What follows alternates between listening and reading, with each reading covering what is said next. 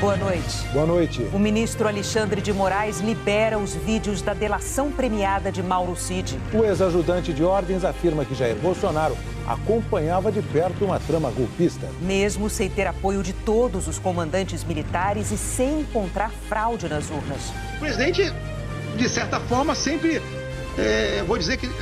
usar a palavra que ele dava esperança que fosse acontecer alguma coisa que pudesse convencer as Forças Armadas a fazer alguma coisa. Então esse era o ponto. Mauro Cid diz que recebeu dinheiro do ex-ministro da Defesa Braga Neto para financiar atentados. Ele me entregou tipo uma coisinha de vinho assim, aquele de presente de vinho, com dinheiro. Jair Bolsonaro diz estar com a consciência tranquila. O advogado dele afirma que vai pedir a anulação da delação de Mauro Cid. Em Israel, uma multidão em luto recebe os corpos de 4 reféns assassinados pelos terroristas do Hamas. Na Espanha, a justiça condena o dirigente que beijou uma jogadora de futebol sem permissão. Na Itália, o Papa tem o 2º dia de melhora no hospital. O Jornal Nacional está começando. O ministro do Supremo Tribunal Federal, Alexandre de Moraes, tornou públicos hoje vídeos da delação de Mauro Cid, ex-ajudante de ordens do ex-presidente Jair Bolsonaro. Mauro Cid disse que Bolsonaro exigiu que um relatório sobre urnas eletrônicas indicasse fraude, mesmo sem haver provas contra a segurança do sistema eleitoral. A delação de Mauro Cid foi um dos elementos da denúncia que a Procuradoria-Geral da República apresentou contra Bolsonaro e mais 33 pessoas por crimes como golpe de Estado e abolição violenta do Estado Democrático de Direito. Ao assinar o acordo de delação premiada em 25 de agosto de 2023, o tenente-coronel Mauro Cid assumiu vários compromissos, entre eles o de contar a verdade e o de não falar sobre as investigações, como determina a lei. Mas em março do ano passado veio a público uma gravação em que Mauro Cid dizia que estava sendo pressionado pela Polícia Federal durante os depoimentos. Mauro Cid foi preso em seguida, como o Jornal Nacional mostrou em 22 de março do ano passado. O tenente-coronel Mauro Cid, que está naquele comboio de carros, acaba de deixar o Instituto Nacional de Criminalística aqui na Superintendência da Polícia Federal em Brasília, onde passou por exame de corpo de delito. Daqui, ele segue para o Batalhão da Polícia do Exército, onde ficará preso. A prisão foi informada a Mauro Cid durante um depoimento ao desembargador Ayrton Vieira, ex-juiz auxiliar do gabinete do ministro Alexandre de Moraes. Eu tenho, no entanto, que cientificar a todos que o senhor ministro relator, Alexandre de Moraes, nos autos da PET 11767 do Distrito Federal, decidiu e decretou a prisão preventiva do senhor Mauro César Barbosa Cid. Mauro Cid leva as mãos à cabeça, se mexe na cadeira. Ele chegou a desmaiar momentos depois de o vídeo ser encerrado. Nesse depoimento, Mauro Cid havia reafirmado que estava ali por livre e espontânea vontade e que não foi pressionado por ninguém. De forma espontânea e voluntária, ciente do que seria feita a colaboração. E reafirmo não havendo pressão de nada do Polícia Federal nem do Judiciário. Ele ficou preso até o começo de maio, quando foi solto usando tornozeleira eletrônica e proibido de falar com outros investigados. Meses depois, em novembro do ano passado, Mauro Cid foi convocado a dar novos esclarecimentos, agora ao próprio ministro Alexandre de Moraes. O depoimento foi marcado porque relatórios da Polícia Federal mostraram contradições e omissões na delação, o que poderia anular o acordo, como determina a lei. O ministro disse que aquela audiência era a última chance para Mauro Cid contar a verdade sobre o que sabia. Agora, o colaborador tem também não só benefícios, tem também obrigações.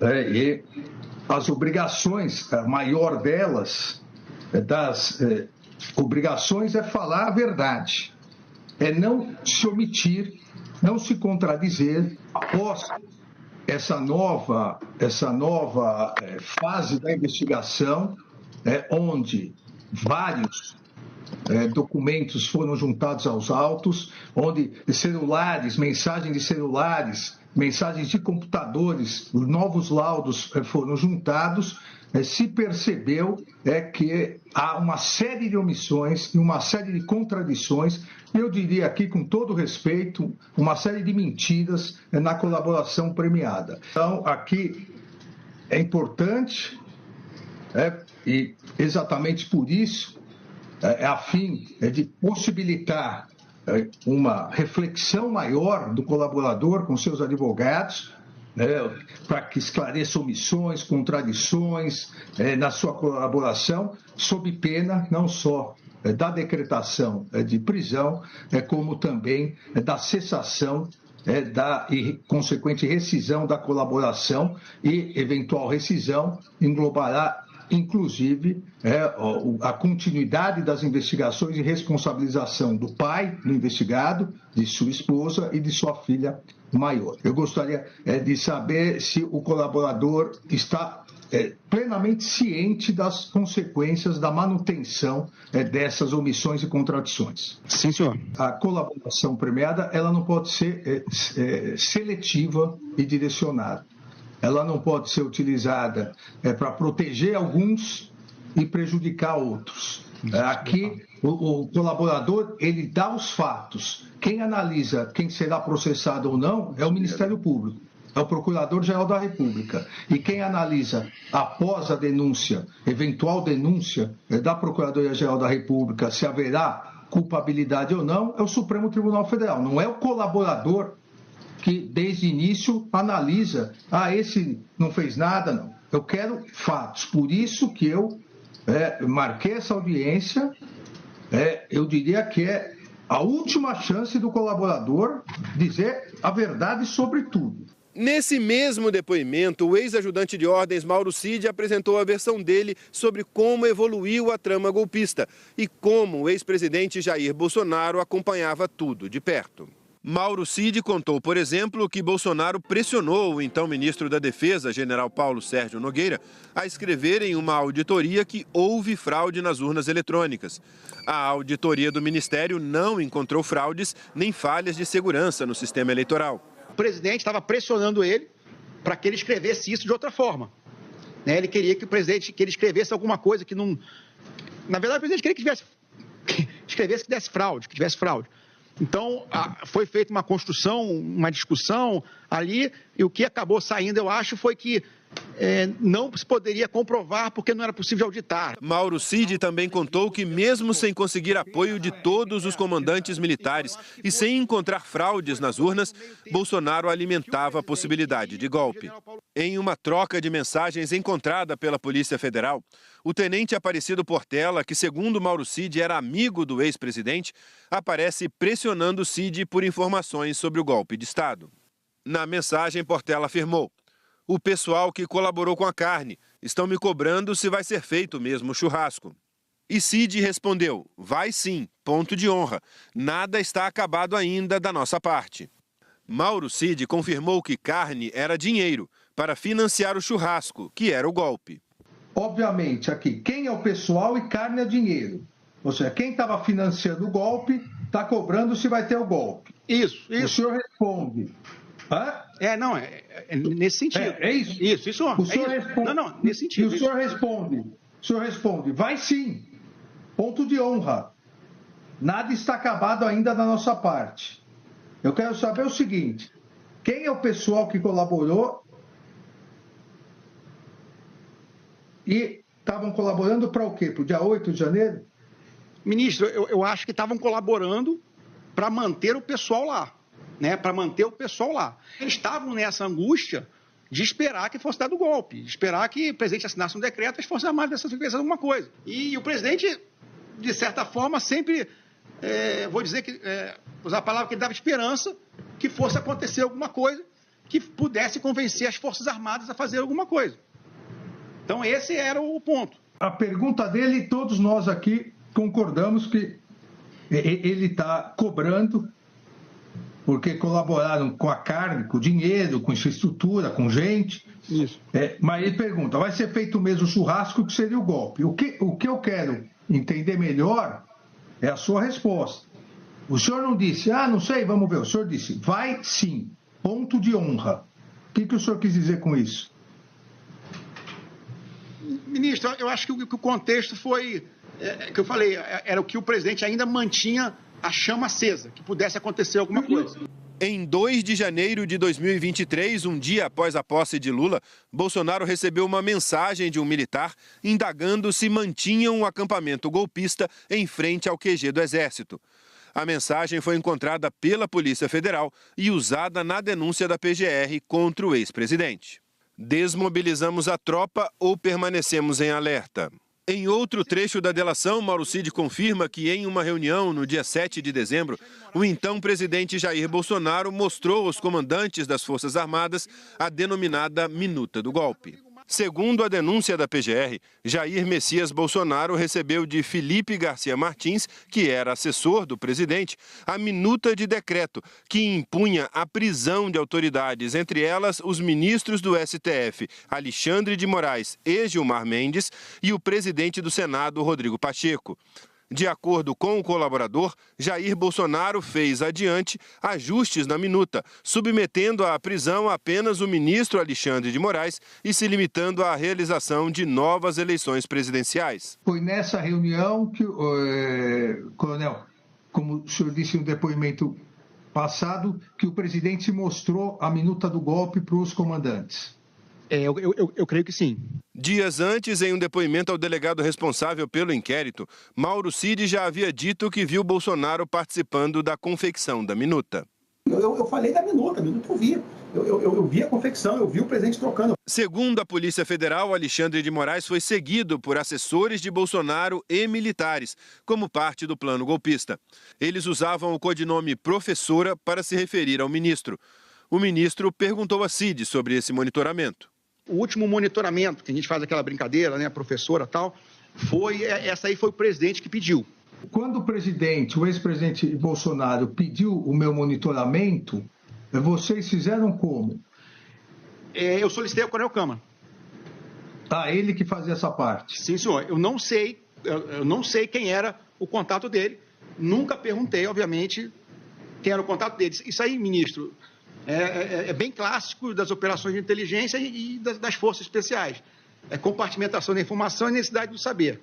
Então, tanto que o contato dele. Eu não quero saber, porque se muita gente ficar ligando para o contato, acaba caindo o contato. Também nesse depoimento, Mauro Cid relata o passo a passo da trama para um golpe de Estado e do plano para assassinar o então presidente eleito Lula, o vice Geraldo Alckmin e o ministro Alexandre de Moraes. Documentos apreendidos pela Polícia Federal no celular do general da reserva Mário Fernandes mostram que o plano para assassinar Moraes, Lula e Alckmin foi chamado de Punhal Verde-Amarelo. Segundo a Procuradoria-Geral da República, o plano foi impresso nas dependências do Palácio do Planalto no dia 9 de novembro de 2022, para apresentação a Jair Messias Bolsonaro e seu endosso. Na delação, Mauro Cid disse que logo depois foi procurado por 2 militares quides pretos, integrantes das Forças Especiais, os tenentes-coronéis Rafael de Oliveira e Hélio Ferreira Lima, para discutir o plano de ataque às autoridades. A data foi entre 10 e 11 de novembro, né? 9, 10 ou 11 de novembro, né? Em que eles expressavam a indignação com o que estava acontecendo no país, que alguma coisa tinha que ser feita, tinha uma mobilização de massa muito grande, que o Exército tinha que fazer alguma coisa, que o presidente não podia se omitir, que os generais não podiam se omitir, né? E que eles estavam propostos a fazer alguma ação que gerasse alguma mobilização de massa, né? Que pudesse causar um caos institucional, alguma coisa, que pudesse levar a uma decretação de um estado de defesa, de sítio, né? E alguma coisa nesse sentido. Mauro Cid disse em depoimento que no dia 12 de novembro participou de uma reunião na casa do general Braga Neto, ex-ministro da Defesa e candidato a vice na chapa de Jair Bolsonaro, quando foi dado o aval para prosseguir com o plano.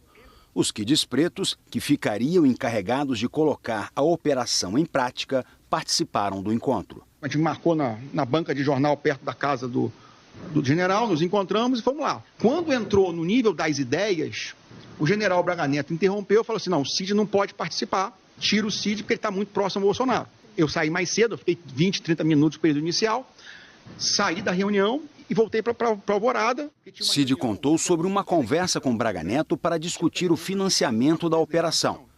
Cid disse que Braga Neto deu a ideia de levantar o dinheiro com o PL, partido de Bolsonaro. Naquele documento estava descrito que eles precisavam de hotel, carro, passagem aérea, né, alguns dados. O valor de 100 mil, inicialmente, fui eu que falei, assim, até de maneira brincando, né, não tinha nem ideia de gasto. E o general Braga Neto me orientou a perguntar se o partido poderia custear isso aí. Aí eu fui conversar com o coronel lá, que era responsável pelo partido, não me lembro, recordo o nome dele. Inclusive, ele viu o documento, eu imprimi o documento e mostrei para ele o documento, né, esse documento, o inicial, que tinha só as relações. Aí ele falou que o partido não podia, né, trazer manifestante ou apoiar com esse tipo de material. Cid afirmou que Braga Neto mesmo conseguiu o dinheiro, que entregou a ele numa sacola de transporte de vinho. O dinheiro teria como destino final o tenente-coronel Rafael de Oliveira, que, segundo a investigação da Polícia Federal, dias depois passou a seguir Alexandre de Moraes. Eu não me recordo a data, mas talvez que 1 ou 2 semanas depois, o general Braga Neto me entrega dinheiro. Ele acho que foi, eu não me engano, mas eu creio que foi quando o de Oliveira esteve no Planalto, no Alvorada, né? Ele me entregou era tipo uma coisinha de vinho assim, aquele de presente de vinho, com dinheiro. Eu não contei, não sei quanto, estava grampeado, né? E aí o de Oliveira veio buscar o dinheiro. Então eu peguei o dinheiro e passei para o de Oliveira. Ao detalhar nos depoimentos as trocas de mensagens e os muitos encontros e reuniões de que participou, o ex-ajudante de ordens de Jair Bolsonaro falou também da resistência que os golpistas encontraram nas cúpulas do Exército e da Aeronáutica, comprometidas com o respeito à Constituição. Cid disse que o então comandante da Marinha, almirante Garnier dos Santos, ficou isolado ao afirmar que colocaria as tropas à disposição de um golpe. Segundo Mauro Cid, os então comandantes do Exército, general Freire Gomes, e da Aeronáutica, brigadeiro Carlos Almeida Batista Júnior, se recusaram a avalizar a trama golpista, o que irritava Braga Neto. Aí teve a minuta que foi levada, o presidente ele esmiuçou a minuta, ele enxugou a minuta, já fiz esse depoimento, né, outras vezes. Foi apresentado aos comandantes, os considerandos, acho que eram vários itens de considerandos que foram elencados como possíveis interferências do STF, do TSE no governo Bolsonaro para os generais, acho que com uma tentativa de sensibilizar eles a fazer alguma coisa, né? E o almirante Garnier, como eu já tinha comentado, ele falou, não, a Marinha está pronta, né? E aí o general Freire Gomes ficou irritadíssimo, né? Falou, pô, você não tem efetivo, você quer botar na minha conta, né? Então, era isso, esse era o ambiente e essas eram as discussões que a gente via mais ostensivamente naquele ambiente de Planalto. Tanto que o general Braga Neto, ele não participava das reuniões quando tinha os generais Quatro Estrelas. Inclusive, ele falava, não quero nem estar aqui. Mauro Cid relatou que Jair Bolsonaro deu ordem para que os cartões de vacinação dele e da filha fossem fraudados. O tenente-coronel disse que entregou nas mãos do presidente os certificados com dados falsos. Na conversa meio informal ali, ele está para mim também. Aí eu fiz para ele, tudo caiu, tudo pedindo caiu. E aí o que aconteceu? Quando o coronel Câmara, que é o que eu estava passando, ficou sabendo, ele falou, assim, tá doido, tá maluco, não vai fazer essa não. Tanto que ele pegou o cartão do bolso do presidente e rasgou. Ou seja, o presidente ele imprimiu efetivamente o certificado e entregou o presidente. Aí o coronel Câmara, não vai fazer esse presente não. Aí eu pedi para ele tirar. O dele e o da Laurinha. Aí ele tirou. Na delação, Mauro Cid também citou os motivos que levaram Jair Bolsonaro a pedir a venda de joias que tinha recebido de presente durante a presidência. Entre eles, o pagamento de uma indenização à deputada federal Maria do Rosário. Ele vinha reclamando sistematicamente de gasto que ele poderia ter quando ele deixasse o governo, fossem aí né, em 23. Você falou que ele estava reclamando de multas que ele recebia por causa do não uso de máscara, não uso de capacete, os gastos com ações judiciais como da Maria do Rosário, que foi quase acho que 500 mil que ele foi multado, e aí ele pediu para verificar quais seriam os presentes dele que poderia ter algum valor. Então, a maneira mais fácil de quantificar seria relógios, né? Os relógios eles poderiam ser quantificáveis, né? Por cada marca, tudo. E aí eu fiz um levantamento, não sei se tinham 10 ou 20, a gente viu qual relógio que poderia ser quantificado, qual podia realmente ter algum valor, né? E Sim. nesse relógio que estava nessa relação, o Rolex estava entre eles. O que o senhor fez? Apresentou essa lista ao presidente? Isso, apresentei essa lista, e aí ele falou, pô, bicho, então vamos tentar vender isso aqui? Então ele deu a ordem expressa para o senhor vender o Rolex. Isso, para vender o Rolex. Ele autorizou o senhor a vender o Rolex e os outros kits, e os outros apetrechos do kit. Pelo valor de $15.000. Cerca de $15 mil. Mas foi por aí. Foi entre 15 e 18 mil dólares? Tá, interessante. O ex-presidente Jair Bolsonaro participou hoje em Brasília de um evento do Partido Liberal e se manifestou sobre a denúncia contra ele apresentada pela Procuradoria-Geral da República. Ao contrário de alguns poucos aqui em Brasília, que no momento mandam muito, estou com a consciência tranquila. Nada mais tem contra nós do que narrativas. Todas foram por água abaixo. Investiram pesadamente agora nessa última, golpe.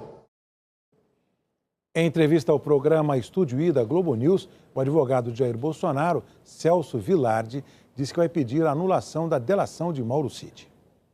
A principal linha de defesa, evidentemente, vai ser demonstrar a não participação do presidente Bolsonaro nos fatos que estão descritos na denúncia. Acho que essa é a principal linha pela própria inconsistência da denúncia. Não há dúvida de que existiram atos graves que foram narrados na denúncia. A questão agora é a verificação da participação de cada pessoa. O senhor vai pedir a anulação da delação do Cid? Andréia, deixa eu dizer uma coisa para você. Evidentemente que sim. O surpreendente é que eu tenha que pedir a anulação. E o mais surpreendente é que é o seguinte, como eu disse, nós estamos tratando de um processo de golpe de Estado que seria um golpe no Estado democrático, um golpe na democracia. A defesa de Marcelo Câmara afirmou que a denúncia é baseada e lastreada numa delação que classificou de vergonhosa, que não se sustenta e que não vai resistir ao contraditório. A defesa de Almir Garnier afirmou que vai se pronunciar nos autos sobre o que chamou de farsa. A defesa de Rafael Martins de Oliveira afirmou que não vai se manifestar. As defesas de Braga Neto, Mário Fernandes, Aparecido Portela e Estevam Teófilo não deram retorno ao nosso contato. Nós não conseguimos contato com a defesa de Hélio Ferreira Lima. A seguir, o presidente da Ucrânia fala em esperança. Uma multidão em luto recebe os corpos de 4 reféns israelenses assassinados pelos terroristas do Hamas.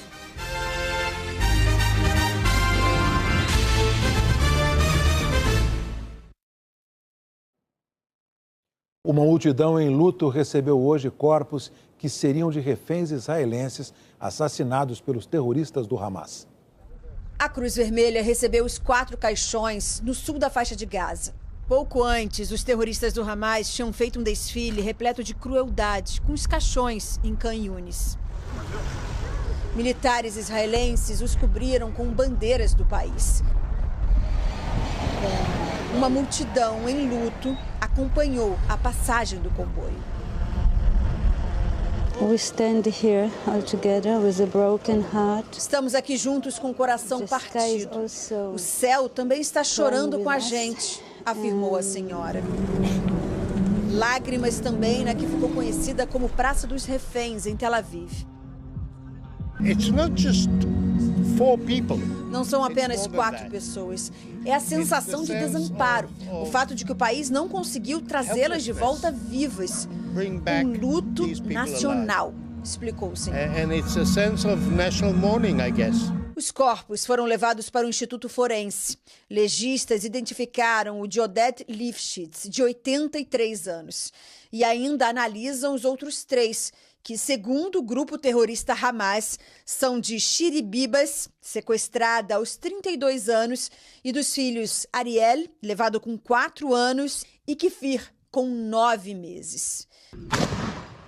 Os 4 viraram reféns do Hamas no brutal 7 de outubro de 2023, quando terroristas invadiram o território israelense, assassinaram cerca de 1.200 pessoas e sequestraram mais de 250.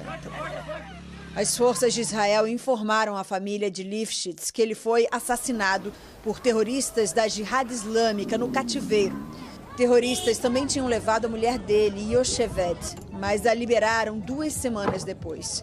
Os 2 eram ativistas pela paz. Costumavam transportar pacientes palestinos de Gaza para receber tratamento médico em Israel.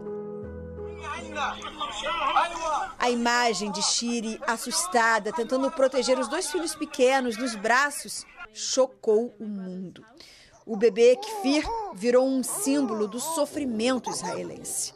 1 mês depois do sequestro, o grupo terrorista disse que um ataque aéreo israelense matou a mãe e os meninos. Israel não confirmou a acusação, que chamou de propaganda cruel. O pai das crianças, Yarden, ficou separado da família no cativeiro e foi libertado no início deste mês, de fevereiro. As 3 vítimas da família Bibas também tinham nacionalidade argentina. O Congresso Judaico Latino-Americano destacou: cada família destruída e cada pessoa que não está mais aqui é um mundo que desmoronou. Que a memória de Shiri, Ariel e Kfir seja uma luz e nos guie em nossa luta inabalável por um mundo livre do terror. O presidente israelense escreveu: agonia, dor, nossos corações estão em frangalhos. Isaac Herzog pediu perdão em nome do Estado de Israel por não os ter protegido naquele dia terrível, nem os trazido para casa em segurança.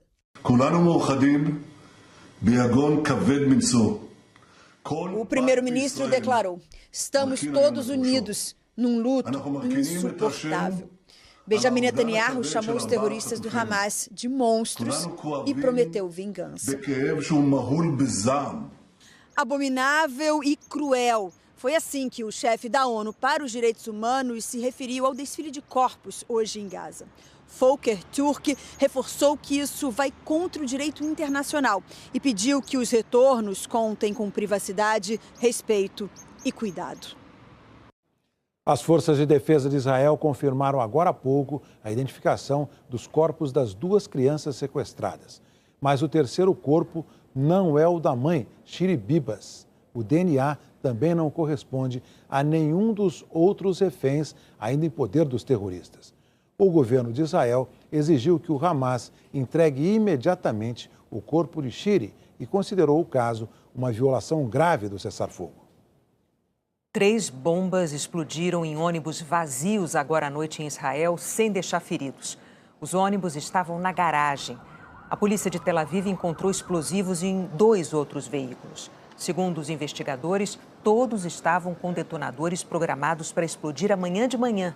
Israel atribuiu os ataques ao braço do Hamas na Cisjordânia. O presidente da Ucrânia declarou hoje que uma reunião com o enviado especial dos Estados Unidos restaurou a esperança.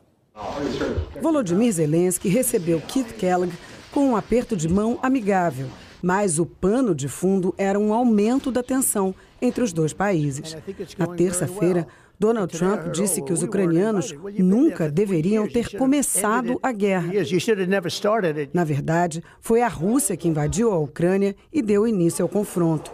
Ontem, Zelensky disse que Trump vive em uma bolha de desinformação. O presidente americano reagiu chamando Zelensky de ditador. Zelensky foi eleito democraticamente em 2019. As eleições presidenciais do ano passado foram suspensas por causa da guerra, uma medida prevista na Constituição da Ucrânia. Ao fim da reunião, não ficou claro se houve avanços. A entrevista para a imprensa, marcada para depois do encontro, foi cancelada a pedido dos Estados Unidos. O representante americano afirmou em outras ocasiões que tem tido conversas separadas com a Rússia e com a Ucrânia em busca de um acordo de paz. À tarde, Zelensky escreveu nas redes sociais que a reunião foi produtiva. Tivemos uma conversa detalhada sobre a situação no campo de batalha. A Ucrânia está pronta para um acordo sólido e eficaz sobre investimentos e segurança. E depois, num pronunciamento, disse que o encontro restaurou a esperança. O governo americano mudou de posição com a eleição de Donald Trump e agora quer que a ajuda aos ucranianos tenha uma contrapartida. Por isso, Trump vem pressionando por um acordo para explorar minerais da Ucrânia. Zelensky criticou a proposta ontem, porque, segundo ele, faltam garantias de segurança. Hoje, o conselheiro de segurança da Casa Branca, Mike Waltz, disse que Zelensky precisa voltar a negociar este acordo e afirmou que alguns insultos vindos da Ucrânia são inaceitáveis. Líderes da Alemanha, Reino Unido e França defenderam Zelensky e afirmaram que ele é um presidente legítimo e eleito democraticamente. O presidente americano Donald Trump completou um mês na Casa Branca.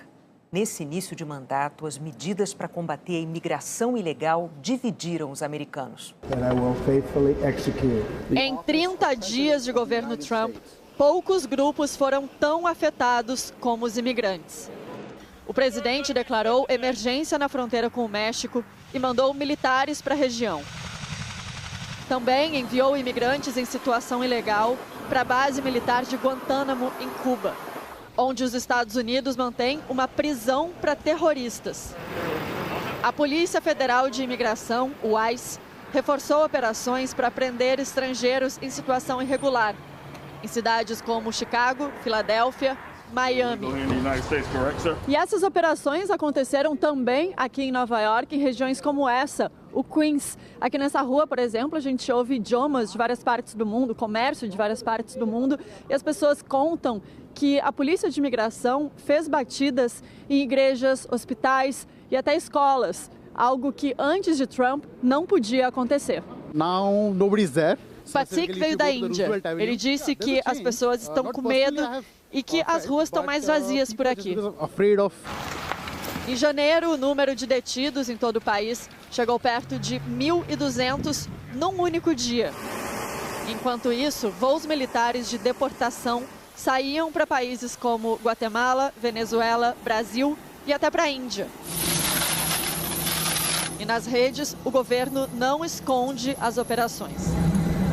2 dias atrás, a Casa Branca postou um vídeo que mostrava algemas usadas para prender imigrantes. A publicação sugeria que o som que elas faziam era relaxante. Segundo dados do ICE, o número de imigrantes detidos com histórico criminal teve um aumento leve. O de imigrantes irregulares, sem histórico criminal, mais do que triplicou. Mesmo quem tem documentos está com medo. Testemunhas dizem que o ICE primeiro prende para depois perguntar. Em janeiro deste ano, as apreensões na fronteira caíram para o menor número desde maio de 2020. Um sinal de que muita gente está com medo de tentar a travessia. Uma pesquisa de opinião contratada pelo jornal The Washington Post mostrou hoje que 50% dos americanos aprovam a forma como Trump está lidando com a imigração. 48% desaprovam. Policiais civis de 8 estados prenderam 47 suspeitos em uma operação contra o tráfico de drogas, a maioria em Itabuna, no sul da Bahia. No Rio de Janeiro, a polícia encontrou um bunker em construção por trás da fachada de uma casa de festas. O lugar seria usado para esconder drogas e armas que seriam distribuídas pelo país. Um avião que decolou do Galeão para Guarulhos hoje cedo precisou voltar para o aeroporto do Rio depois de bater num pássaro. O bico do Airbus A321 ficou destruído. 200 passageiros estavam a bordo. Ninguém se feriu. Em nota, a Latam lamentou o incidente e disse que os passageiros estão sendo reacomodados em outros voos. A seguir, o impacto do calor intenso no cérebro dos estudantes.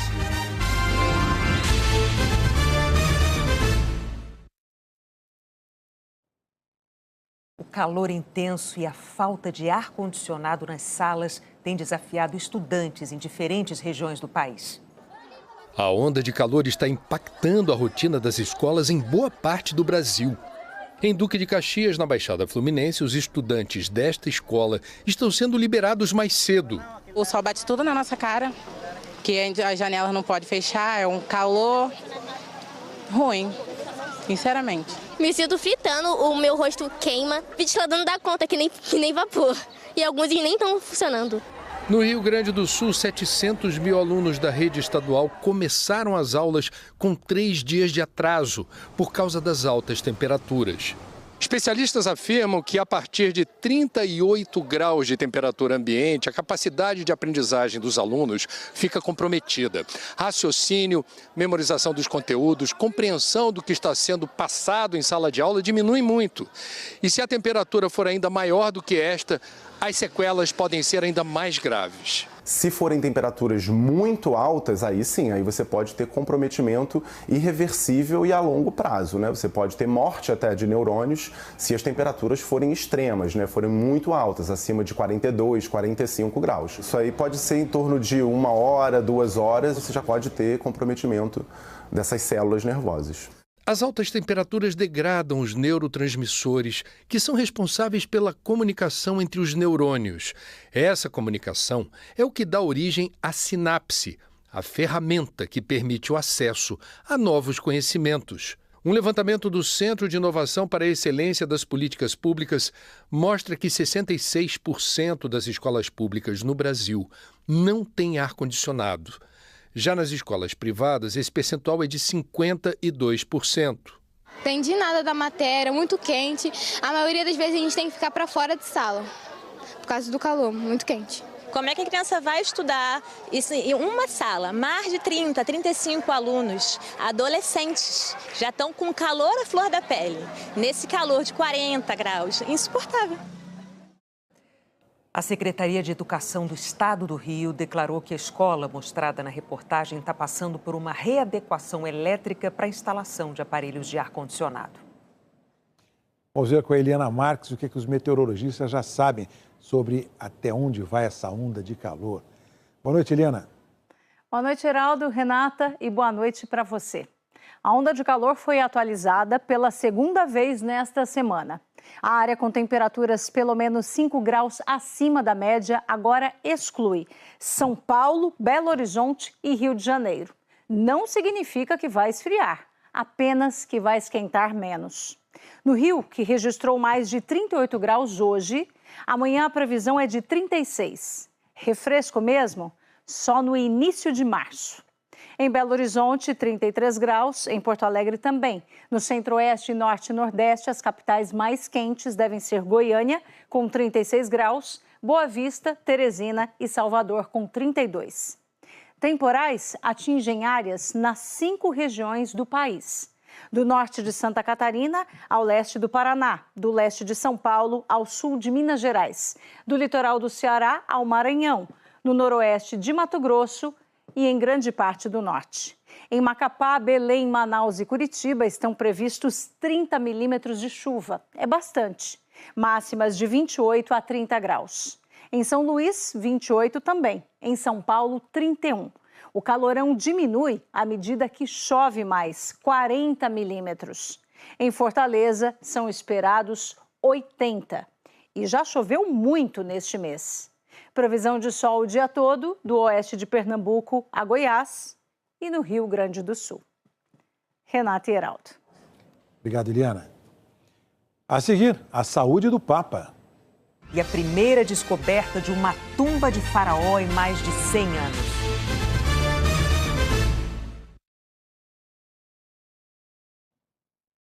A Justiça da Espanha condenou o ex-presidente da Federação de Futebol, Luís Rubiales, por beijar sem permissão a jogadora Jenny Hermoso. O julgamento ocorreu no início deste mês, em Madrid. Após 11 dias e o depoimento de 27 testemunhas, a Justiça condenou Luís Rubiales por agressão sexual.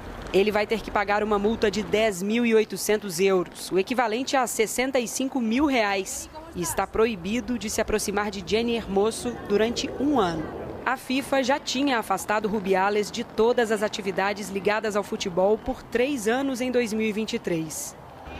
Em agosto daquele ano, a seleção feminina de futebol da Espanha venceu a Copa do Mundo na Austrália.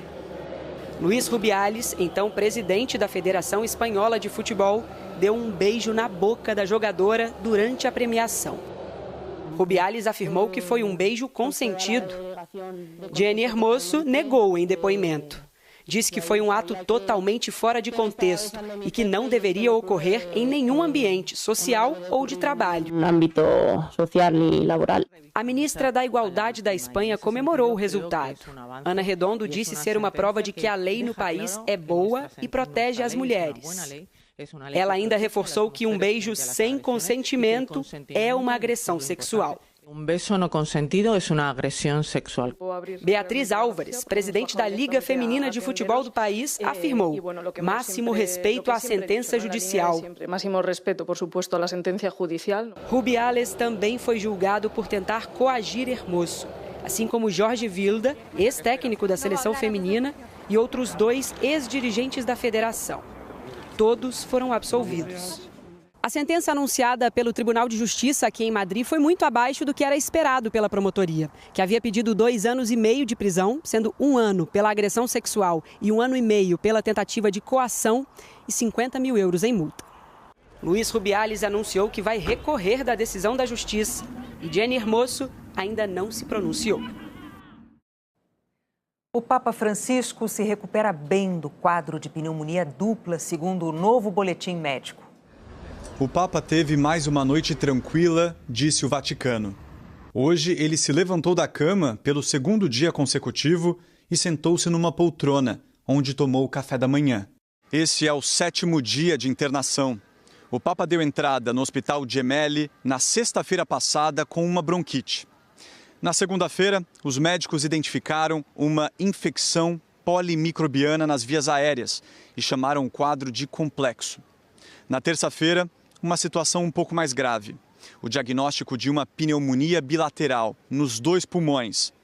Já ontem, o Papa teve uma melhora nos índices de inflamação e hoje, mais uma boa notícia.